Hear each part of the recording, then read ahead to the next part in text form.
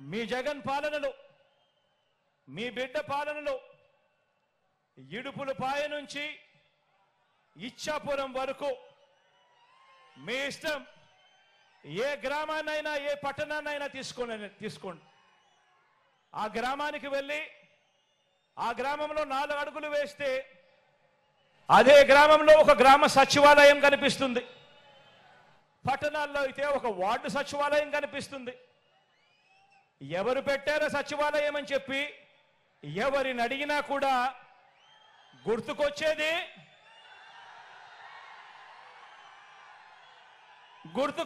మీ జగన్ చేసింది మన వైఎస్ఆర్సీపీ పార్టీ జరిగినది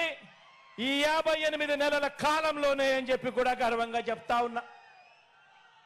ఆ సచివాలయాల్లోనే అందులోనే దాదాపుగా 10 మంది మన పిల్లలే ఉద్యోగస్తులు మన చెల్లెమ్మలు మన తమ్ముళ్ళే అక్కడే మన పిల్లలే ఉద్యోగం చేస్తూ అక్కడే కనిపిస్తారు ఆ సచివాలయానికి వెళ్ళి ఆ 10 మంది మన చిట్టి తల్లులను చిట్టి పిల్లలను చూసినప్పుడు అక్కడ వాళ్ళు ఉద్యోగం చేస్తా ఉన్నప్పుడు గుర్తుకొచ్చేది మీ జగన్ మన వైఎస్ఆర్ కాంగ్రెస్ పార్టీ జరిగింది ఈ 58 నెలల కాలంలోనే 1వ తేదీ ఉదయాన్నే ఇంటి వద్దకే వచ్చి తలుపు తట్టి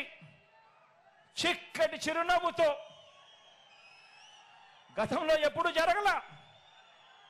గతంలో ఎప్పుడు చూడలా 1వ తేదీ సెలవు దినమైనా సరే 1వ తేదీ ఆదివారమైనా సరే తెల్లవారక మునిపే చిక్కటి చిరునవ్వులతో మనవళ్ళు మనవరాళ్ళగా వాలంటీర్లు వచ్చి తలుపు తట్టి అవ్వ తాతలకు వితంతు అక్క చెల్లెమ్మలకు వికలాంగులకు ఇలా ఏకంగా 66 లక్షల మంది కుటుంబాలకు అందించే 3000 పెన్షన్ అంటే గుర్తుకొచ్చేది